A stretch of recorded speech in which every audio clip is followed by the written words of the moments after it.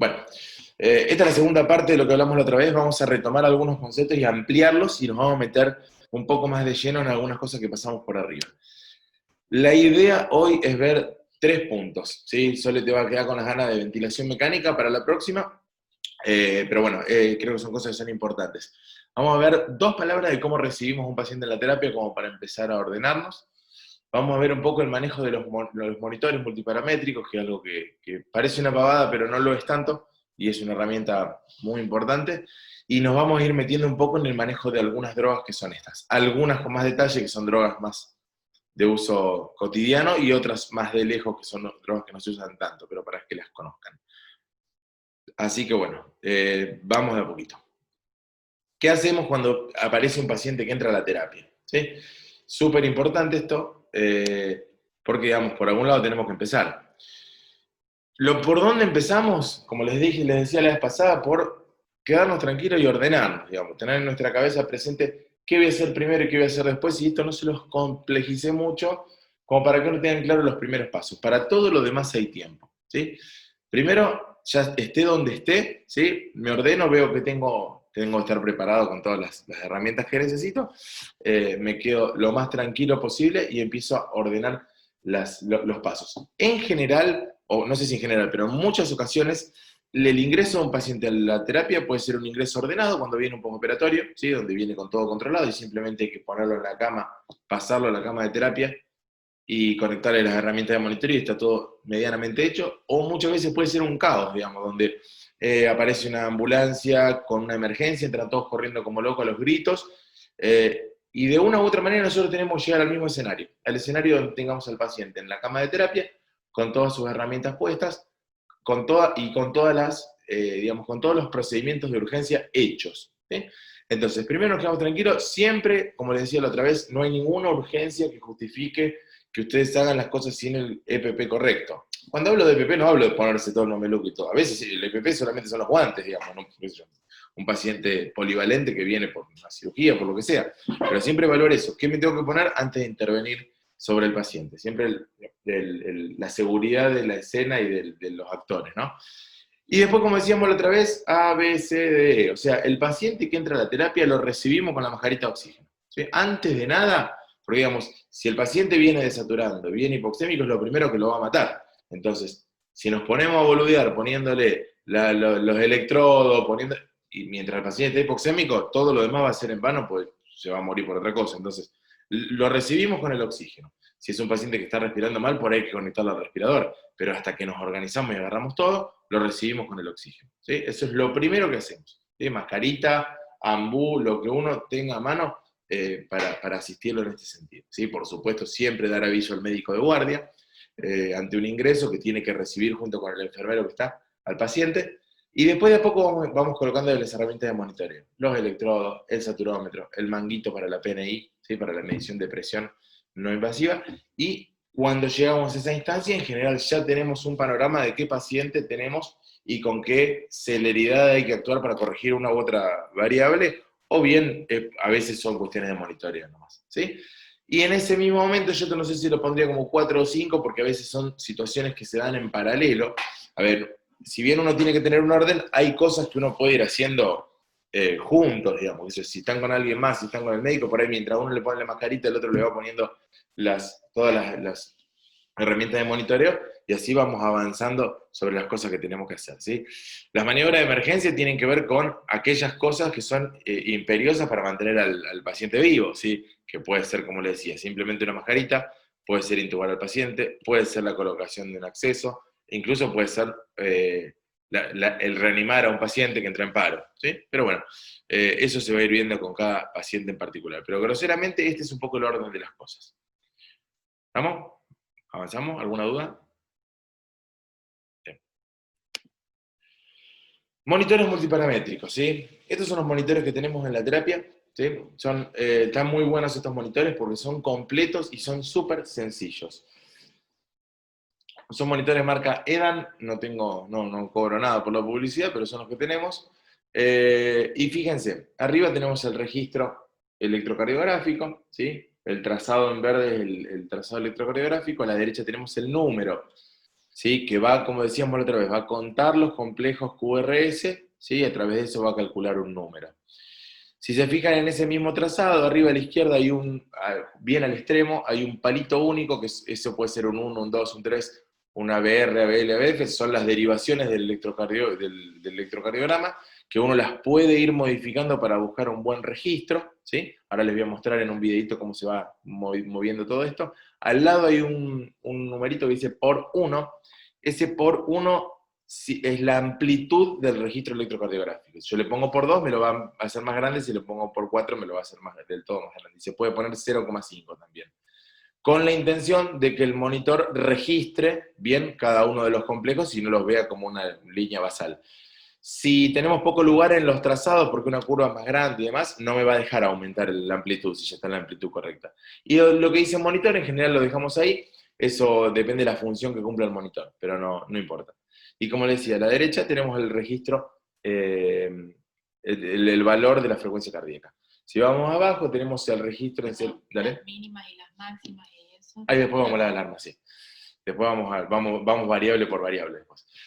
Abajo tenemos el registro del saturómetro, ¿sí? La curva, que ahí tiene una buena curva, se ve bien, y el número que me da la saturación a la derecha, que dice 98 en ese caso. Abajo tenemos la curva de la respiración, que como ya vimos la otra vez, registra las oscilaciones torácicas, acá la registra muy bien, y dice 18 al costado. Y abajo a la derecha tenemos el registro que nos da la medición de presión arterial, que en ese momento dice 159,81, y la TAM, que es la presión arterial media, dice 104. Si se fijan, abajo a la derecha dice PR72, que eso me habla de pulse rate, que es la frecuencia cardíaca, que calcula en el momento que hace la medición de presión, y si se fijan un poquitito ahí al costado, dice 15 minutos y dice 2,58. 15 minutos es el intervalo con el que toma la presión. Fíjense que en el horario del monitor, abajo de todo, dice 10:57, y el último registro, justo arriba de la presión, dice 10:51.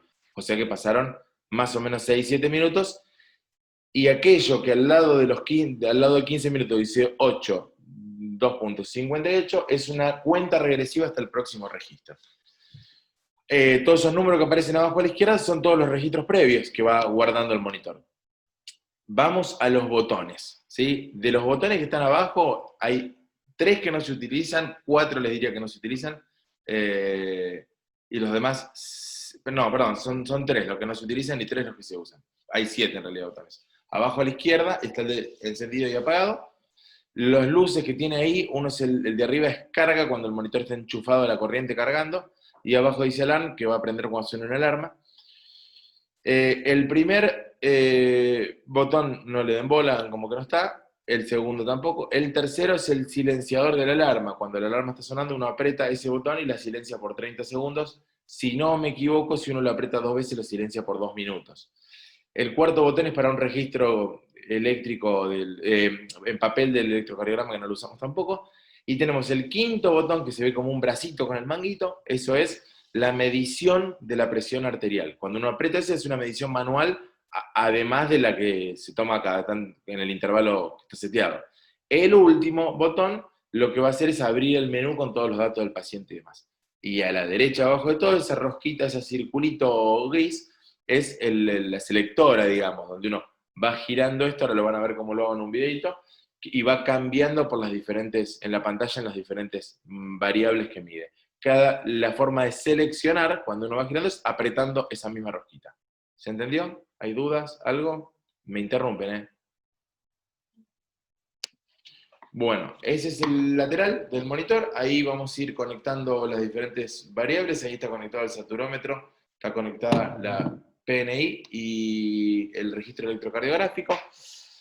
Los 2 puntitos negros que ven son para la toma de temperatura, que no los usamos, como le dije la otra vez, y los que están tapados, digamos, son aquellos módulos que este monitor no tiene. Hay uno que tiene medición de presiones invasivas, pero ahora no lo estamos usando, lo dejamos para otro momento.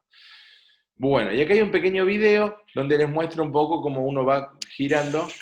Fíjense, ahí uno va girando la rosquita y se va iluminando la variable que voy seleccionando. Aprieto y giro.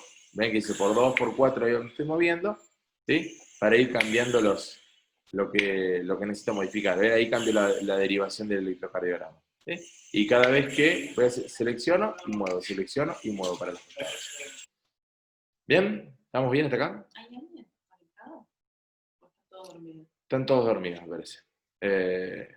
O pusieron la única que la veo sobre los demás, apagaron la cámara porque en realidad no están.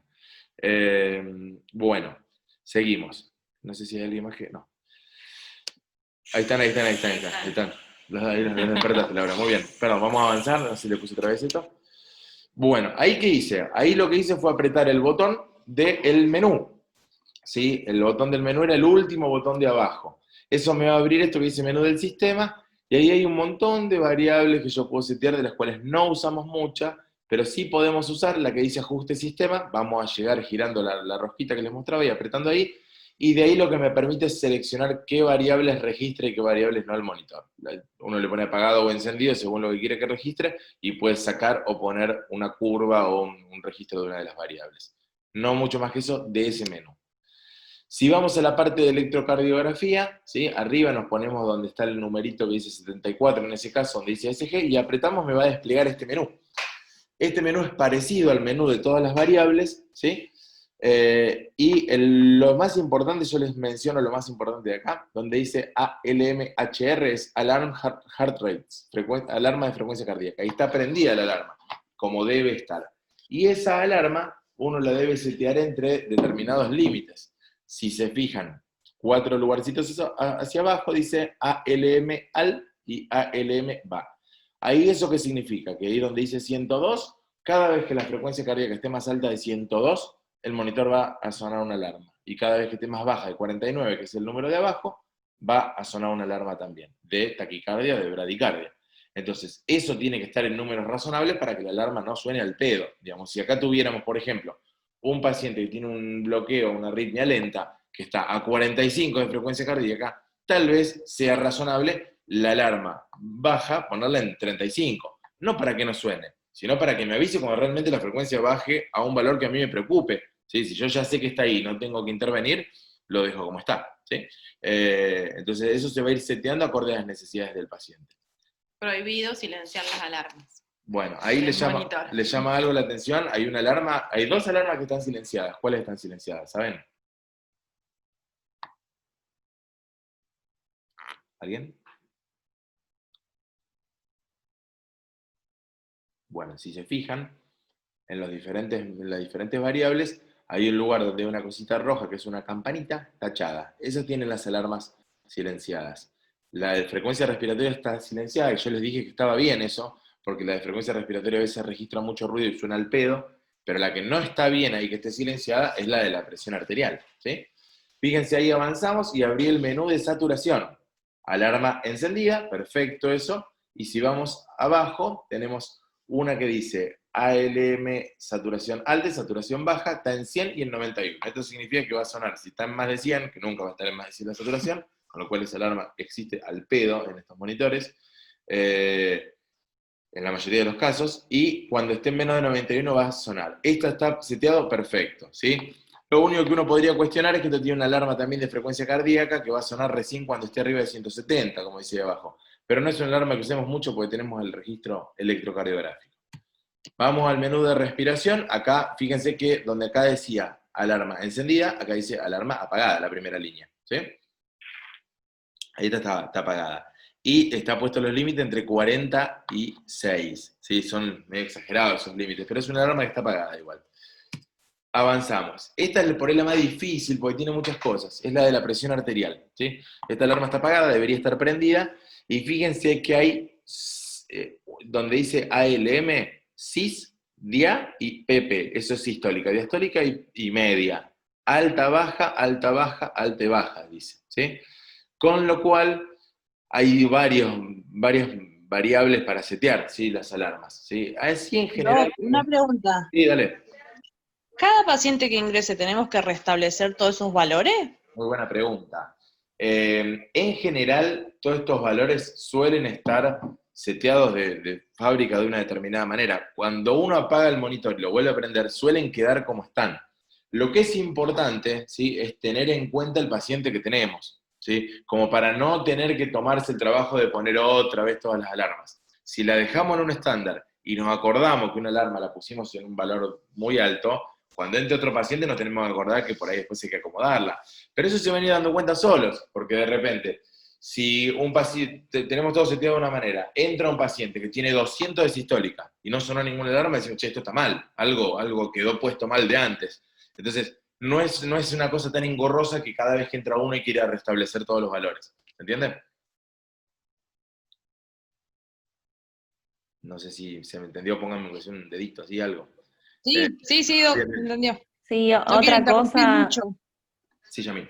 otra cosa es que por más que debería estar seteado, como vos decís, y las alarmas encendidas, que es responsabilidad de uno cuando toma la guardia ir y controlar que esto sea así, porque Correcto. ha pasado y pasa y sigue pasando, que las alarmas están apagadas o que el monitor está seteado mal para ese paciente, entonces bueno, hay que corregirlo a eso.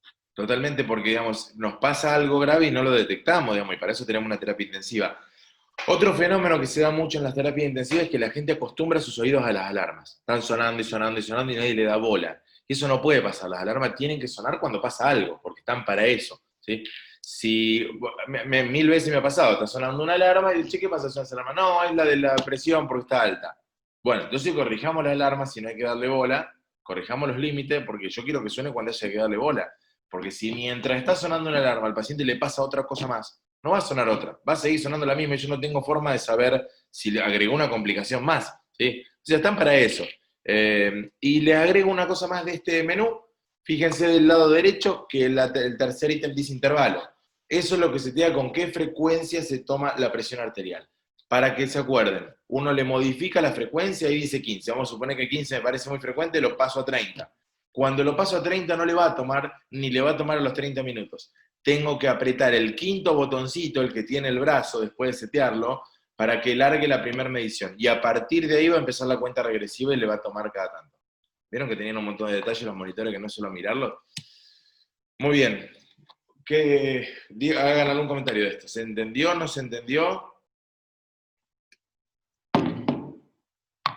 La mejor manera es subir y meter dedo, ¿no? Por supuesto. En algún momento Sí. suban y véanlos, tóquenlos, cámbienlos, cosa Bien. de que se familiaricen con... Esto hay que meter mano, digamos, no va a pasar nada si ustedes tocan, está para eso la terapia, además de para asistir a los pacientes, está para que cada cual venga y aprenda lo que quiera. Está ahí, llegó Guillermo. Vamos a darle el ok. Bueno, vamos a avanzar con el tema drogas, ¿sí? Si hasta acá vamos bien, sí. Guillermo, ¿cómo andás? Buenas tardes. Estuvimos viendo algo de monitores y ahora vamos con el tema de drogas vasoactivas e infusiones. Acá necesito toda su atención porque es la parte difícil. Las clases de farmacología son muy engorrosas, ¿sí? Y esto no intenta ser una clase fina de farmacología, sino que yo quiero que ustedes conozcan estas drogas, que se ubiquen lo que representa cada una, que sepan cuándo y cómo utilizarlas, ¿sí? Y que puedan tener la alarma para detectar problemáticas relacionadas a estas drogas. Desde ya, que nadie pretende que no sepa, que ustedes sepan sobre qué receptores actúa la dopamina. Es una boludez, digamos, no es una boludez, pero digamos, no es pertinente al conocimiento que ustedes tienen que tener. Vamos una por una, algunas las vamos a desarrollar bastante, 3 o 4 nomás, y las otras vamos a pasarlas un poco por arriba para que las conozcan y les quede el dato. Herramientas con las que se tienen que familiarizar, ¿sí? ¿Alguien me puede decir si conocen todas estas cosas? Si no las conocen. Por ejemplo, a la izquierda tenemos 2 bombas de infusión. ¿Cuál es la diferencia entre una y otra? Una con jeringa y la otra con suero. ¿Cómo? No me acuerdo. No había escuchado. Bien, perfecto. Las bombas de arriba son bombas que se le coloca el perfus en su interior, ¿sí? Va un Baxter del suero arriba y tienen como una rosquita que aprieta ese perfus y mediante eso va a regular la infusión a la que pasa una medicación, ¿sí? Permiten en general setear el flujo al que pasa, el volumen que le pasamos. Esto hay que ir tocando, la mayoría están en español. Ahora en este momento... No, y suenan como loca a veces. Sí. Son bravas a veces porque se traban, se descalibran, Y son Entraban, todas sí. distintas y todas tienen sus mañas. ¿Sí? A veces tienen burbujitas que hay que purgar porque no funcionan Claro, bien. con alcohol siempre. Ujú. Así que son es para tener en cuenta e ir conociéndolas. Acá nos los puedo ayudar mucho en ese sentido. Y las de abajo son bombas con jeringas, ¿sí? Se usan jeringas grandes, jeringas Toumey. Las diluciones suelen ser distintas, por supuesto, porque no es lo mismo diluir una droga en 500 mililitros que en 50.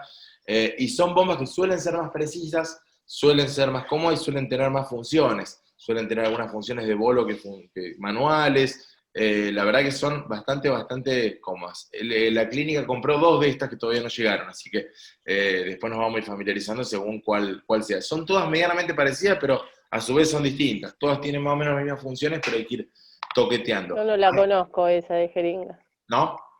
No, Bueno, no, no. son bárbaras. Realmente yo me acostumbré a trabajar con estas cuando en la residencia, después empecé a usar las otras. Es bueno saber usar todas, por supuesto. Y arriba a la derecha Sí, sí. tenemos un adminículo con el que tengo una relación amor-odio, como pueden tener Un todos ustedes. tutodrop. Yo también, el regulador. Exacto, sí. Ah, nosotros le decimos tutodrop. Digamos, el nombre original es el Dialoflow, son reguladores de flujo, digamos, donde lo que tiene, digamos, tiene un perfus adentro y uno va girando esa rosquita que tengo yo ahí en la mano y lo setea en el número que dice los mililitros hora. Número completamente mentiroso, que no pasa nunca lo que uno quiere y hay que controlar de todas maneras los goteos. Ese regulador está rotulado, dice NTG, lo cual está muy bien. Y fíjense que además tiene 2 puntos, uno que dice off y otro que dice open. Open es abierto completo y off es cerrado completo. Eso es lo único que funciona bien. Todos los intermedios son medio dudosos. Sirven por ahí para establecer un techo, para que uno se le vaya un chorro de algo con un goteo y demás. En ese sentido está bueno. Y lo que hoy Yamila me planteaba, digamos, como no son precisos, especialmente cuando uno empieza a juntar muchas medicaciones, fíjense abajo a la derecha que ahí tenemos 4 Ahora paralelos, ¿sí? En esos momentos esto empieza a fallar y está bueno tal vez tener, si uno no tiene una bomba de infusión, tener un microgoteo a través del que uno cuenta las gotas, ¿sí? Y después de eso, tener el regulador de flujo, ¿sí? Así que lo que les puse ahí abajo a la derecha se los puse por algo. Se los puse porque la intención, la idea es poner todo de esta manera, prolijito, no una bola de tubuladuras que después uno no sabe qué abre y qué cierra, ¿sí? De esta manera, uno en general tiene en el último el plan de hidratación, en el que sale al final, ¿sí? Y en los demás todos los paralelos con diferentes medicaciones, bombas y demás. Cuando usamos drogas vasoactivas, lo ideal es tener catéteres de doble lumen, ¿sí? Con dos tubuladuras distintas, y que las drogas vasoactivas vayan solas por un solo lumen para evitar el arrastre de medicaciones. Así que puede ser peligroso con esas drogas. ¿Vamos hasta ahí? ¿Vamos? Bueno, vamos a empezar a ver algunas, vamos hasta donde llegamos, nos quedan 10 minutos y después entramos de nuevo. Se acuerdan que es la versión para pobres de Zoom, así que después les mando un link nuevo y volvemos a entrar si se nos acaba el tiempo. Noradrenalina, ¿sí? Este es uno de los fármacos, de los caballitos de batalla más importantes que tenemos en la terapia. No es algo que usemos todos los días porque no acostumbramos a tener muchos pacientes graves, pero sin embargo hay que saber usarlo bien, ¿sí? Esta es una droga que es fundamentalmente un vasopresor. ¿Qué significa esto? Que va a generar vasoconstricción y le va a aumentar a los pacientes la presión arterial. De acá se desprende que el uso de esta droga es ante las circunstancias de hipotensión arterial, como vemos ahí en el monitor, ¿sí? Y ante los episodios de shock, digamos, el paciente que está chocado, que suelen coexistir esas dos cosas. Cosas a tener en cuenta. Primero que el tiempo de vida media de la droga es efímero, dura un ratito, unos minutos, ¿sí? Lo cual uno lo tiene que tener en cuenta a los fines de los cambios de dosis y a los fines de la suspensión de este fármaco. ¿Suspensión en qué momento? Suspensión, por ejemplo, en el momento que se termina un goteo, ¿sí? Esta es una droga muy potente que a determinadas dosis puede mantener vivo un paciente y la suspensión lo puede matar directamente, con lo cual uno debería ir subiendo de a poquito en mililitros, bajando de a poquito, y al momento de cambiar un goteo de noradrenalina, uno no debería dejar que se termine. Hay que estar atento cuando se está terminando, preparar otro y desenchufar uno y enchufar el otro lo más rápido posible para evitar que se nos caiga la presión del paciente, ¿sí?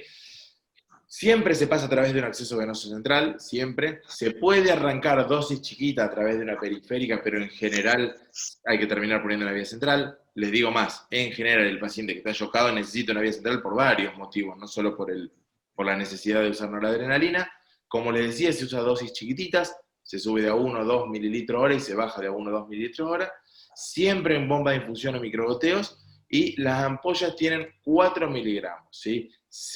Acostumbramos preparar 2 ampollas en 500 de solución fisiológica, después cuando tengamos la jeringa va a ser distinto, lo podemos poner también en Ringer, y en general largamos una infusión por la 10 mililitros hora, depende un poco del paciente y de la hipotensión, ¿no?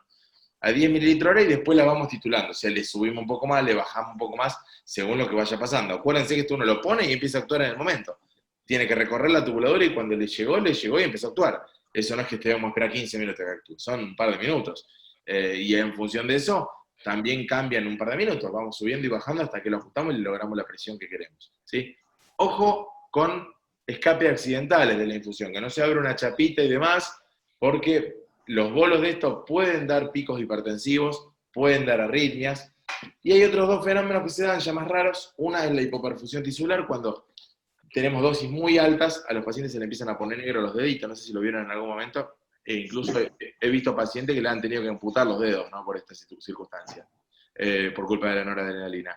Y si se extravasa cuando uno lo empieza a pasar por una periférica, puede dar necrosis cutánea, con lo cual no se debería usar en una periférica. ¿Estamos con la noradrenalina? ¿Se entendió?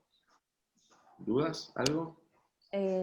Gaby, ¿podrías aclarar ahí también que para bajar la dosis se baja de a poquito, digamos? No, Sí, totalmente. cierra de golpe? Muchas veces lo que nos pasa es, nosotros tenemos un paciente hipotenso, le ponemos el goteo, logramos una presión normal y después el paciente cuando empieza a mejorar empieza a levantar solo la presión. Y ahí ya no necesita la noradrenalina y la vamos bajando. No es que cuando levantó la presión le apagamos la noradrenalina. Vamos bajando de a 2 puntos. No. Miramos a ver qué pasa. Se ¿sí? baja de a poco. Claro, si sigue manteniendo la presión le bajo un poco más y así voy desescalando hasta que llego a 1, 2, 3 mililitros hora y ahí por ahí ya puedo suspender según la dilución que tenga. Muy buena la aclaración porque me ha pasado muchas veces de no, ya mejoró la presión, todavía se la apagué. Y tenía 15 mililitros y por ahí al rato tiene 50 de sistólica, es un desastre. Si sobrevive. Bueno, siguiente fármaco, muy importante, midazolam, ¿sí? Este es un sedante, ¿sí? E hipnótico, digamos, un fármaco que produce sedación y sueño, ¿sí? Es un ansiolítico además, pero no lo usamos con esa intención en la terapia. Tiene una acción corta, ¿sí? Es como el diazepam, como el lorazepam, como todos esos, pero tiene una acción corta, eso es lo que nos sirve a nosotros. Es para aquellos pacientes que requieren sedación y están en ventilación mecánica. ¿Por qué usamos fármacos de acción corta? Porque en algún momento lo vamos a querer despertar y no queremos que siga, cuando lo apagamos queremos que dure lo menos posible la sedación. Normalmente el tiempo de vida media es entre 1 hora y media y 2 horas y media, pero tenemos un problema, que es un fármaco que se acumula en el tejido graso. Y cuando uno apaga la sedación, el fármaco sigue recirculando, a veces durante mucho tiempo, hasta que va saliendo del tejido graso, lo va metabolizando en los riñones y lo elimina. Perdón, lo va metabolizando en el hígado y lo elimina en los riñones, de lo cual se desprende que aquel paciente tiene insuficiencia renal, también le cuesta eliminar el fármaco. Entonces el mensaje es, lo apagamos y a veces el tipo está dormido un montón de tiempo hasta que logra liberarse del midazolam, ¿sí? Siempre por vía endovenosa, hay otras presentaciones que son vía oral y transmuscular, no nos importa para la terapia. No es una droga titulable esta, ojo, o sea, esta es una droga que yo la suspendo y no pasa nada. No pasa nada por un par de horas hasta que se despierta, pero no tengo que estar como un loco subiendo y bajando de a poquito. Eso se establece una dosis, se logra un objetivo de sedación y se deja ahí, ¿sí? Después, en un determinado momento, cuando lo vamos a despertar, la apagamos. Este se puede apagar de golpe porque el fármaco sigue actuando, ¿sí? Cosas a tener en cuenta. Primero, que produce depresión respiratoria. No le pasen midazolam a un paciente que no está en ventilación mecánica, ¿sí? Porque se puede hacer un paro respiratorio. Situación que he visto, no es tan raro, ¿sí? Se pueden usar dosis muy chiquitas, pero eso tiene que ser con mucho cuidado y con mucha supervisión. Pero a grosso modo no usen midazolam en pacientes que no estén en un respirador. Da hipotensión arterial, ¿sí? Con lo cual es otro dato a tener en cuenta, ¿sí? Siempre acuérdense lo que decíamos, de controlar o mediante un control manual o como fuere, la presión después de usar el midazolam. Y además da un efecto adverso que es más beneficioso que adverso, que es que da amnesia anterógrada. a los pacientes que le damos midazolam muchas veces no recuerdan todo lo que pasa después, y está bueno no recordar lo que a uno le pasa en una terapia porque no son experiencias gratas. Estamos preparando las infusiones con 10 ampollas en 500 mililitros, ¿sí? Y eso tenemos una tabla que no se las puse acá, pero tenemos unos escalones de sedación donde acorde al peso del paciente, uno define un escalón según la dosis y directamente pone escalón 3. Entonces, el enfermero que está a cargo prepara siempre la misma dilución, escalón 3, según el peso, un tipo de peso 80 kilos, va a haber 80 kilos en la tablita, viene para abajo, ¿sí? Escalón 3, y ahí le dice cuántos mililitros hora tiene que estar. Así que esa es la forma en que nos estamos manejando. ¿Vamos bien? Estamos a menos de un minuto. Cuando se corte, volvemos a entrar, como les decía, con una clave. ¿Sí? No. Porque por ahí dice menos de un minuto y dura un poco más. Seguimos. Me interrumpen si hay alguna duda, ¿eh? Fentanilo, ¿sí? Otro de los caballitos de batalla. Primero vamos a distinguir uno del otro. No es un sedante el fentanilo, ¿sí? Gran confusión, siempre se lo usa como sedante porque produce depresión del sensorio, pero es un analgésico, es para el dolor, por eso le puse al muchachito que tiene dolor. Este es un opioide, sí, es un fármaco potente para el manejo del dolor, un fármaco muy bueno, que puede llegar a utilizarse a bajas dosis en pacientes fuera del respirador. Siempre hay que tratar de usarlo en infusión continua, igual, no en bolos. El tiempo de vida media es variable, ¿sí? También es un fármaco que se acumula y recircula, con lo cual nos pasa lo mismo, lo suspendemos y por ahí sigue dando vueltas hasta que el paciente se despierta, hasta que empieza a tener dolor. Como les decía, siempre endovenoso, solo para infusión continua, en bolos es peligroso o puede dar un paro respiratorio. Y ahí le puse los efectos: depresión respiratoria, bradicardia, hipotensión, miosis, que es las pupilas chiquititas, constipación siempre. El tórax leñoso es más raro, que el tórax se pone todo duro y cuesta ventilarlos. Y la forma de prepararlo suelen ser 5 ampollas en 400 y se define la dosis en función de los escalones como pasó con el midazolam, ¿sí? Estas son las 3 drogas que más me interesa que recuerden porque son las que más usamos, ¿sí? A veces reemplazamos el fentanilo por remifentanilo, pero digamos, estas son las drogas que más usamos. Las demás también aparecen, pero no con tanta frecuencia. Diferencias entre el remifentanilo y el fentanilo. Este es de 10. Les decía, remifentanilo, particularidad que tiene, bastante más potente, ¿sí? Produce mucha depresión respiratoria. Ojo con esto, que este no se usa si el paciente no está en el respirador, ¿sí? Porque es realmente un fármaco muy potente. Me voy a correr porque me da el sol en la cara y me está matando.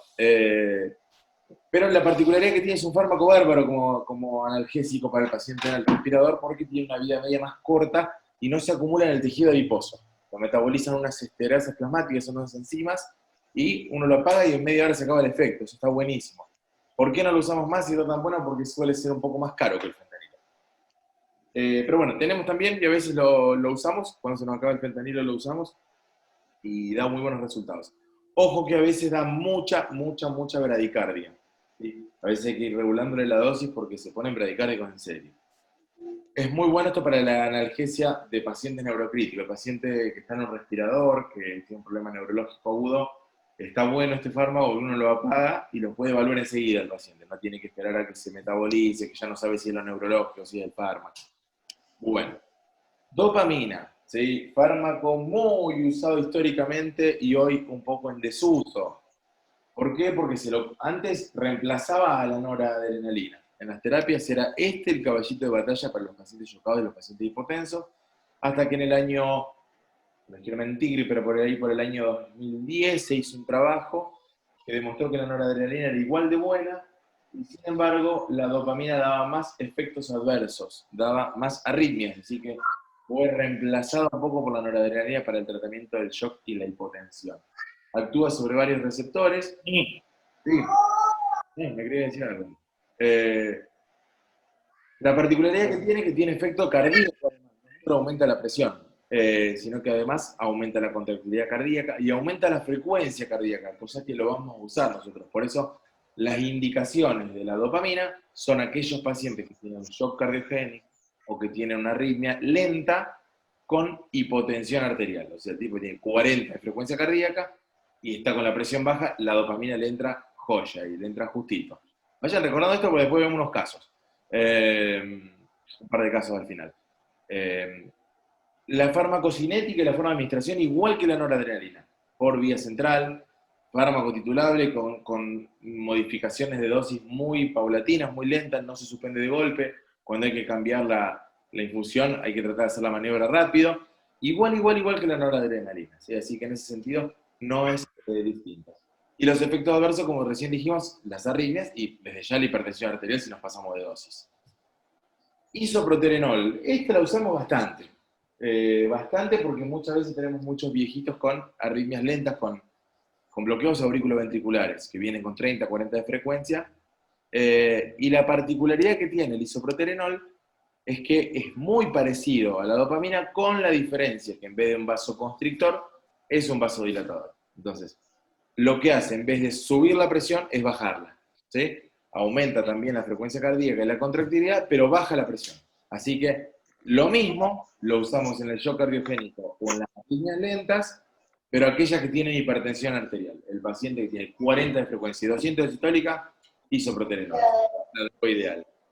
¿Cómo se administra? Lo mismo que todas las catecolaminas, lo mismo que la adrenalina, que la dopamina. Es se regula despacito la dosis, se baja y se sube.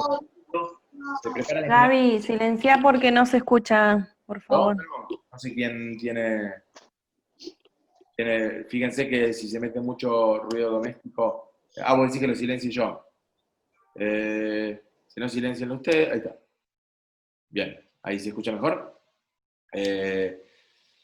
Les decía, se preparan en general 4 ampollas en 250 de fisio, viene el dedito para arriba, Yami, y se arranca 10-20 mililitros y se va titulando. Se va viendo según la frecuencia cardíaca y la presión, si necesitan más o menos. Los efectos adversos, fundamentalmente, pasarnos de lo que necesitamos hacer. Es un fármaco proarrítmico que me puede dar arritmias rápidas, y es un fármaco que puede bajar mucho la presión, ¿sí? Así que atenti a eso. Siempre que estamos toqueteando estas cosas, la presión, la frecuencia cardíaca, hay que controlarlo de cerca, ¿sí? Porque se nos puede ir para cualquier lado.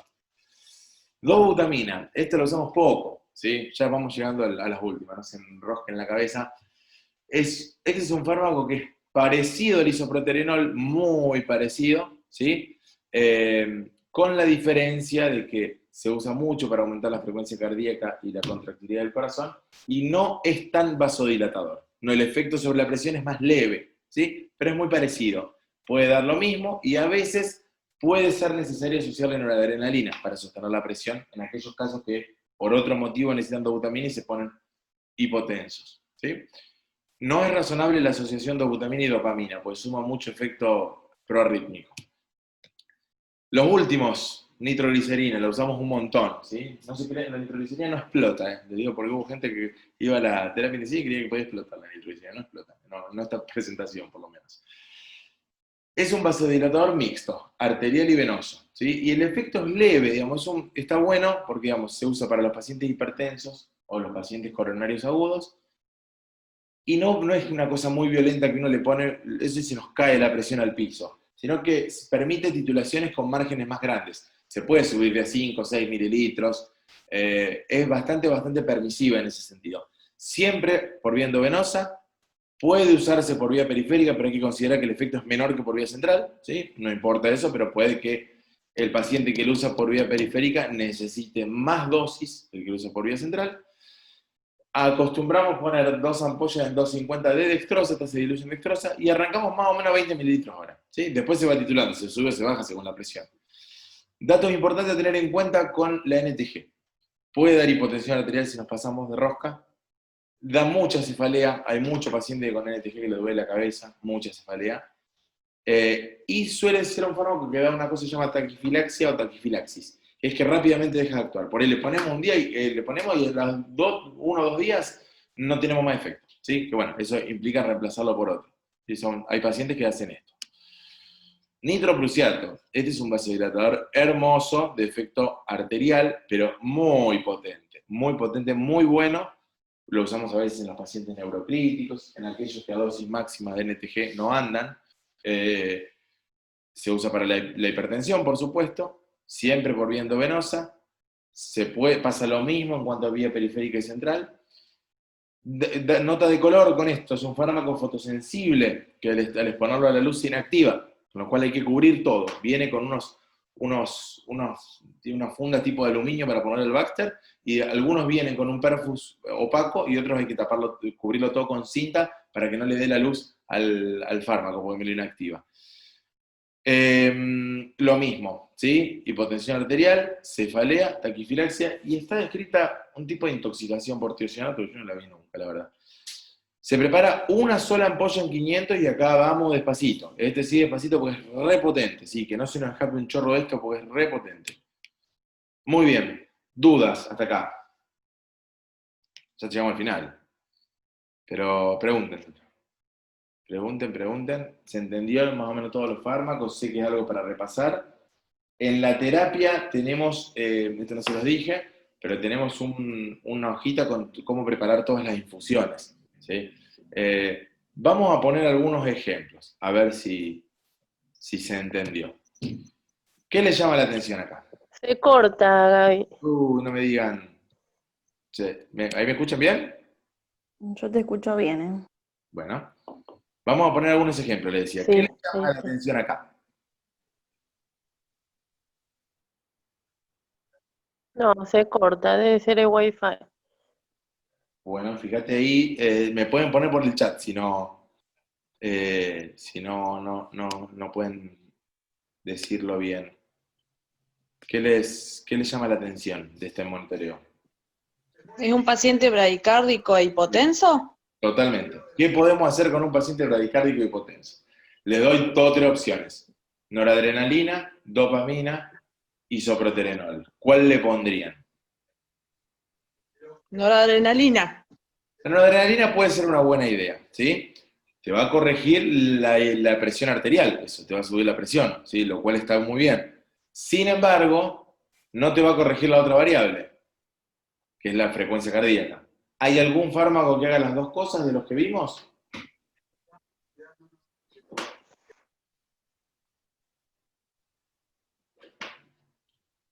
Miren, vamos para atrás.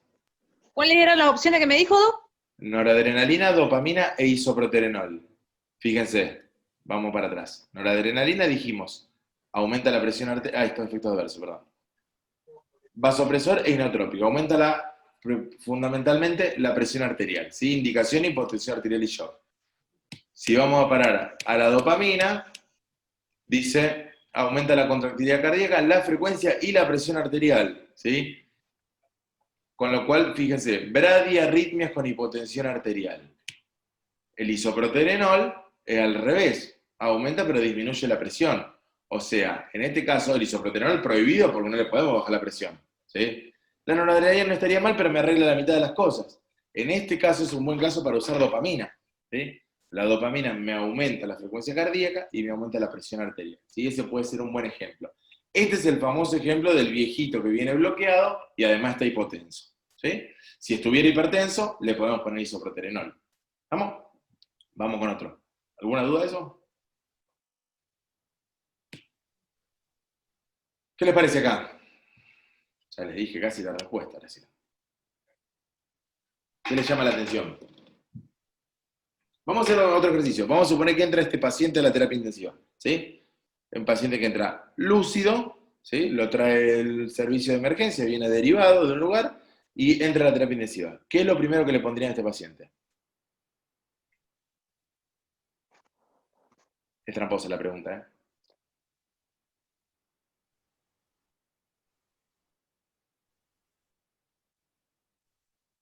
¿Con qué lo reciben? Y yo primero acomodaría las alarmas, porque tiene unas apagadas. Bien, ese es un buen dato. ¿Sí? Pero ¿qué es lo primero que le ponen al Bueno, paciente? yo no escucho porque se me corta. No escuché nada. Te pregunto, llega este paciente a la terapia, ¿qué es lo primero que le ponen? Lo de las alarmas me parece muy bien, porque están apagadas y fíjense que está apagada la alarma de frecuencia cardíaca.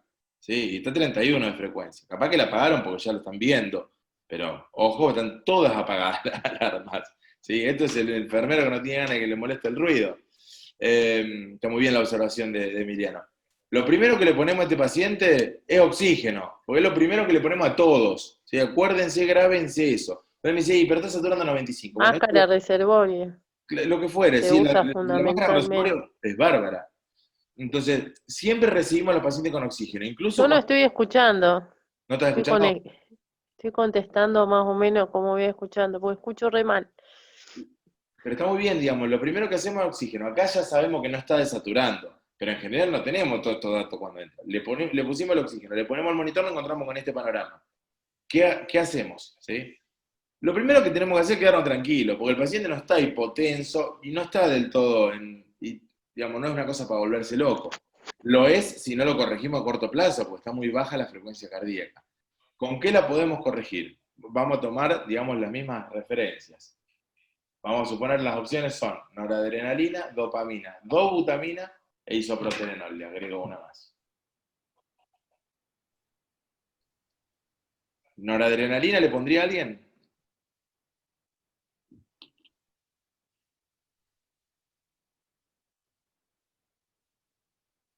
Sí, no, ¿por qué?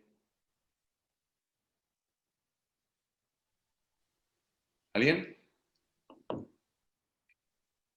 ¿Qué hace la noradrenalina? ¿O para quién es?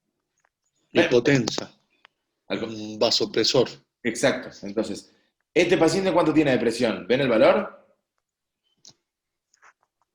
Abajo a la derecha. Si conecto, disculpa, Gabriel, si conecto, que supongo que a la Sole le pasa lo mismo, si conecto audio o video, se me entrecorta todo. ¿Sí? No importa, dejarlo sin el video, no pasa nada, si el tema es escucharte. Les decía, ¿ven la presión? ¿Qué presión tiene este paciente? 166. Sí, 166 sistólica. ¿Alguien le pondría noradrenalina?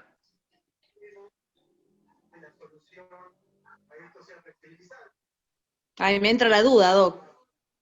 ¿La noradrenalina para quién dijimos que era? Vamos para allá. Con la hipotensión, pero no está hipotenso. No, al contrario, está hipertenso, entonces no, noradrenalina Sí. prohibida acá. Ah. Sí, prohibida porque le vamos a Bien. subir más la presión y no necesitamos todo lo contrario. Entonces, ¿alguien Bien. le pondría dopamina? Vimos con el caso anterior, acá, que la dopamina aumenta la frecuencia cardíaca y aumenta la presión. Acá necesitamos que tampoco. aumente la frecuencia, pero no la presión. Entonces no nos sirve. Entonces, nos queda el isoproterenol y la dobutamina. Acuérdense lo que dijimos, miren, vamos a el isoproterenol, acá está. El isoproterenol dice que se usa para bradiarritmias con hipertensión arterial. Entonces, este es el ejemplo, ¿sí? Esperen que se me fue.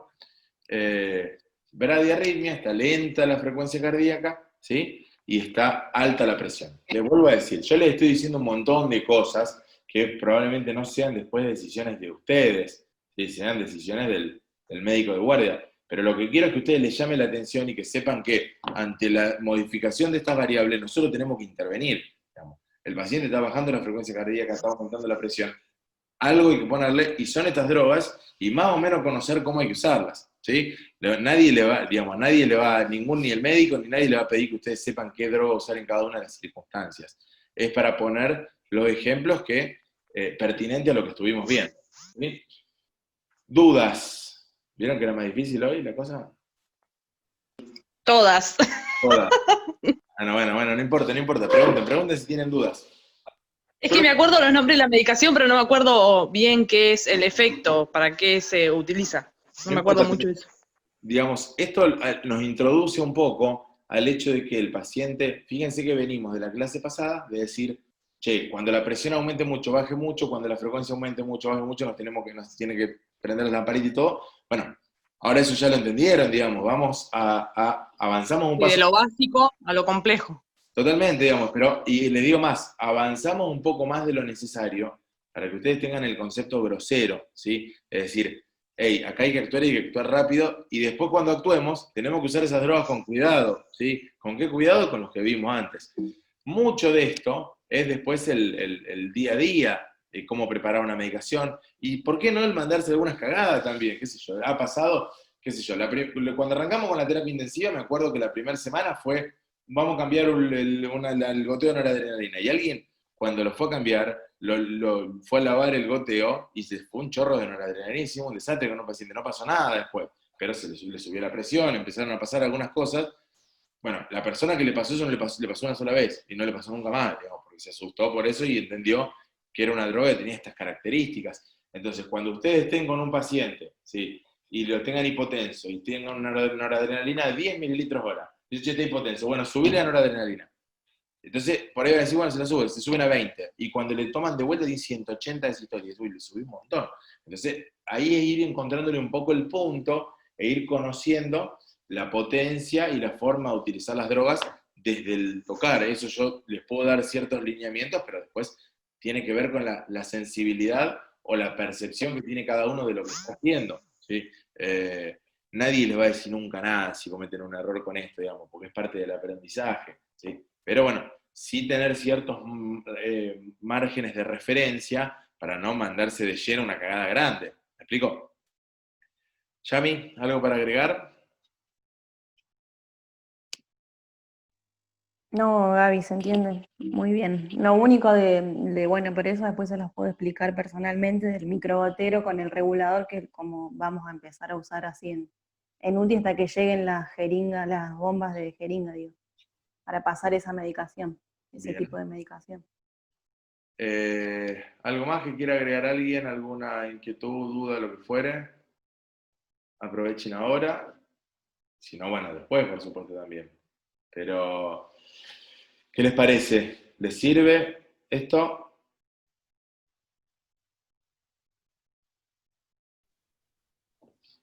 Sí, sí, está bueno, muy interesante. Por lo menos a mí me resulta muy interesante. Bueno, está buenísimo. Los invito a que vengan a la terapia. Emiliano estuvo subiendo esta semana, eso está bárbaro. Y empezar a meter mano. Aparte, aprovechen que hay un paciente ventilado ahora, está con un goteo de NTG ese paciente, métanle mano al monitor. Esto es ir metiéndose, ¿sí? Y después las cosas suceden casi milagrosamente, uno después se da cuenta que lo maneja.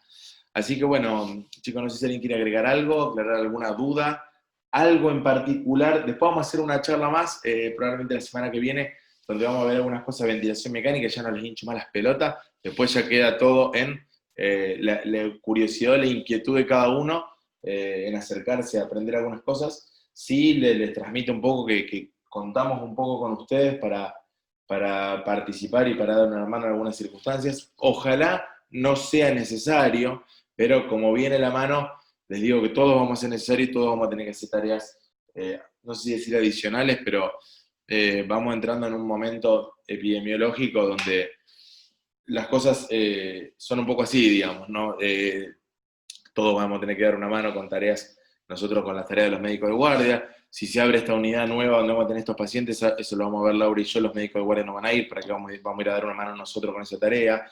Y esto es un poco así, digamos, no ponerse muy en esto es lo mío y no me meto en lo de los demás, sino tratar de darnos una mano uno con otro y poner espalda con espalda para poder superar esto que viene bastante bravo, pero no es imposible, ¿sí? Y de esa manera podemos evitar el agotamiento de un montón de los actores y fundamentalmente poder preservar nuestra salud y además física y mental, y además preservar el trabajo, digamos, ¿no? Porque si se empiezan a cerrar los servicios, estamos en el horno.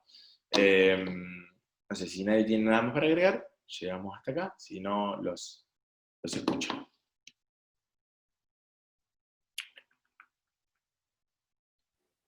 Estuvo muy linda la clase de hoy, Doc. Gracias. Bueno, gracias. Esperamos ser de utilidad también para nuestros compañeros que la pilotean ahí arriba. Miren, solos. el hecho de que estén acá ya para mí habla muy bien de ustedes y de su predisposición, de las ganas de aprender, es algo que es muy valioso, que tengan esta, como les decía, esta voluntad y predisposición, y desde ya que quiero yo aprovechar eso para poder transmitirle algunos conocimientos, algunas cosas que a ustedes les van a servir en adelante en su vida profesional, no solo en esta circunstancia, y bueno, y que sea algo, como vos decís, un poco por ahí recíproco, que vos le sirva a su compañero, que a ustedes les sirva el aprendizaje, y bueno, y una mano le lava la otra, ¿no?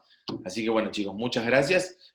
Cualquier otra si ustedes vuelven a ver la clase y de repente se encuentran con que algo no se entiende, además me mandan un mensaje y lo vamos viendo, digamos, esto no es que fuera de esto yo le voy a ladrar ni sacarlos cagando ni nada, digamos. Manéjense con total transparencia y soltura para que podamos ir avanzando sobre esto. Les mando un beso grande a todos. Gracias. Nos vemos, chao, chao.